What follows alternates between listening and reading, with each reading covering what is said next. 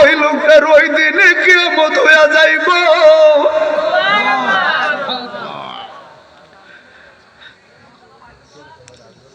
এই জন্য মহরমের কত দিন বাকি আমি জানিলাম না গো আল্লাহ, মরণের কত দিন বাকি। কথা বলুন ঠিক না বেটে? চলে আসবে আজরাইল। হারে এই জন্য বাবা চেষ্টা করলিস, তাহলে মরণ আপনার আমার সামনে আছে না নাই? ইমাম গাজ্জালী রহমতুল্লাহি আলাইহি চন্দ্র দেখে ছোট্ট একটা বোঝায় মৃত্যুর যন্ত্রণাটা কি তখন বুঝতে পারবেন। আসলে ওই জায়গাটা বড় ঝামেলা, কষ্টের জায়গা।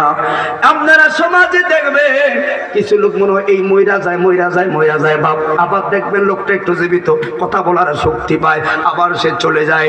ইমাম গাজ্জালী চন্দ্রে পাইলাম রে হযরতে জাকারিয়া রহমতুল্লাহি আলাইহি, অনেক বড় একজন আল্লাহর ওলি, একজন ইমাম ও খতিব ছিল। ওনার ইন্তেকালের আগে ওনার সন্তানেরা, বাবা, ছেলেরা, মেয়েরা সবাই কান্দের কাছে যাইয়া সবাই বলল, বাবা গো বলুন না শাহাদু আল্লাহ ইলাহা ইল্লাল্লাহু ওয়াহদাহু লা শারীকা লাহু ওয়া আশহাদু আন্না মুহাম্মাদান আবদুহু ওয়া রাসূলুহু। ছেলেরা বারবার কালিমায়ে শাহাদাতের তালকিন দেয়। আপনাদের সমাজে কি দেয় আমি জানি না রে বাবা। সাকরাতুল মউতের বিছানায় মা বাবা পইরা গেলে কোরআন তেলাওয়াত করবেন, যা কিছু করবেন, কি করবেন বাধা দিতাম না, তবে সবচাইতে বেশি রে কালিমায়ে শাহাদাতের তালকিনটা পর বাবার আমার মার কানে শুনাইয়া দিবি। কারণ মরার 2 সেকেন্ড আগে তোর ইমানদার চুরি করার লাগা ইবলিশ পয়সা থাকে রে, ঠিক না বেটা? কেন বললাম খেয়াল করবেন বাবা, তখন বুঝবেন যে আসলে কি কয় কবর কোনায় হাসর কোনায়, আসল জায়গাটা মরার জায়গা, ঠিক না বেঠি? ইমাম গাজ্জালী চন্দ্রে জাকারিয়ার সন্তানেরা বলবো আব্বা বলুন কালিমায়ে শাহাদাত, হঠাৎ করে এভাবে মাথা দিয়ে না করলেন। কি করলেন? না করছে। সবাই অবাক হয়ে গেল, কিতা কয়, যেটা আমাদের সমাজে সুরবাট তার চিটা, ওইটার তো মরণ কালে কালিমাতে কইতে গেলে কালিমা কয়, ঠিক নেই? সাধারণ মানুষ সবাই কালিমারে তুলকিন না বলতে পারলো অন্তত মাথা দিয়া নাড়া দেয়, আসলে এরকম বাবা।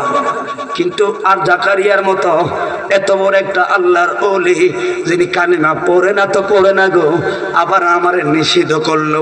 এবার দেখবেন মসজিদের একটা হুজুরের কথা পাইলে সেকেন্ডে ভাইরাল হয়ে যায়, সমাজে কানাকানি শুরু করলো গো, কার পিছনে নামাজ পড়লাম সর্বনাশ, কারে ইমাম বানাইলাম রে।